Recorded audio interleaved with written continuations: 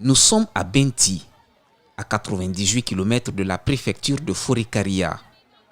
Ces bidons remplis d'eau potable sont prêts à être acheminés vers des îles qui en sont en manque.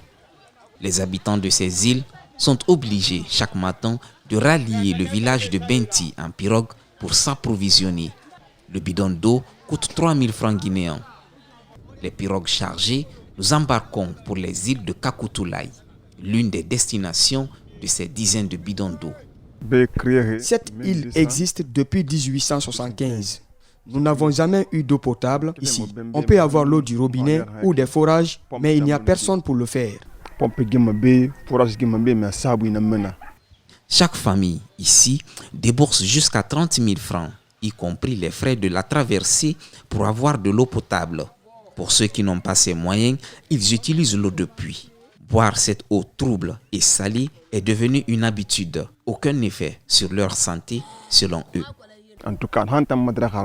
Ça n'a aucun effet secondaire sur nous quand nous la buvons puisque nous sommes habitués.